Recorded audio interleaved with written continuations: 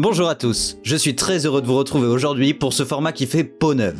Une image vaut 1000 mots revient sur l'histoire des créations iconiques du monde de l'art et du design. Pour faire suite à notre épisode consacré à la couleur, j'ai voulu faire un petit point sur la chaise Pantone, un classique incontournable de l'histoire du mobilier. Son créateur, Werner Pantone, est un designer danois qui aura profondément marqué l'histoire du design par ses créations qui sont en opposition totale au style danois de l'époque. Pour la petite anecdote, il aura travaillé 2 ans dans le cabinet d'architecture d'Arne Jacobsen. Il est surtout chargé de la conception du mobilier et aura ainsi grandement participé au développement de l'un des monuments du design, la chaise fourmi, avant d'ouvrir son propre studio. Il s'intéressera donc pendant des années à la question de la fonction et de la production industrielle, tout en cherchant à y apporter une part de symbolique. Mon objectif principal est de provoquer l'imagination des gens. On peut considérer l'objectif atteint, puisqu'en 1968, Kubrick utilise l'une de ses créations dans le film 2001, l'Odyssée de l'espace. Rien que ça. Il souhaitait rompre avec l'austérité de la création pour proposer des pièces aux formes organiques et surtout colorées. En effet, il s'intéresse dès ses études sur le rôle de la couleur dans le design. Notre icône du jour s'inscrit dans la lignée des chaises en porte-à-faux, c'est-à-dire dont une partie est suspendue et dépendant donc des matériaux dont elles sont faites. On retrouve parmi elles la chaise B32 de Marcel Breuer de 1928, la MR10 créée par Ludwig Mies van der Rohe entre 1927 et 1929, et bien sûr la chaise zigzag de Gerrit Rietveld, datant elle de 1932. Avant de mettre au point cette pièce emblématique, Pantone imaginera la chaise S, développée en contreplaqué laqué, dont la production sera plus tard réalisée par Tonnet. C'est ainsi que le projet fou de notre chaise commence à émerger. En 1959, l'idée d'une telle chaise en plastique survient suite à une visite d'une usine de matériel de sécurité. Après de nombreuses péripéties, c'est-à-dire entre 15 et 20 fabricants qui ont essayé, puis abandonné la production de la chaise.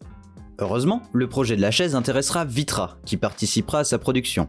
Des années de recherche et de développement auront été nécessaires pour produire la première chaise entièrement en plastique moulé, qui plus est, d'un seul tenant.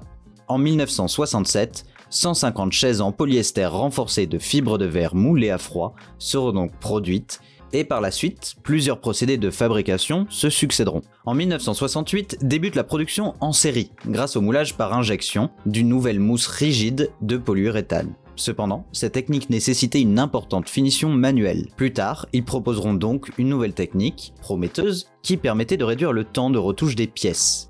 Mais des problèmes de fragilité mettront fin à la production en 1979. La demande restant constante, la production reprendra dès 1990, revenant donc à la mousse polyuréthane. Au milieu des années 90, la chaise reviendra en force suite à une couverture du magazine Vogue, sur laquelle on retrouve Kate Moss posant nue sur la chaise Pantone.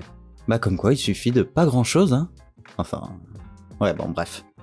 C'est en 1999 que la chaise sera produite grâce au moulage par injection de polypropylène, une matière bien plus responsable. Le designer avait donc réussi l'un de ses paris, faire de sa chaise en plastique un produit industriel abordable. Cette technique plus rapide à produire rendait aussi la chaise mate, ce qu'a toujours voulu le designer. Malheureusement, il décédera peu avant sa présentation. Cette chaise empilable, dont le porte-à-faux offre une souplesse parfaite et à la forme parfaitement adaptée au corps, gagnera de nombreux prix et intégrera de nombreuses collections, entre autres celles du MoMA, du Design Museum de Londres ou du Centre Pompidou. Une incroyable pièce qui aura changé l'histoire du design a maintenant été traitée en 1000 mots. Pour en savoir plus, je vous renvoie vers notre dossier de recherche. J'espère que ce petit épisode vous aura plu. Si c'est le cas, n'hésitez pas à le partager à vos amis esthètes, à vous abonner et à laisser un petit pouce bleu. À bientôt!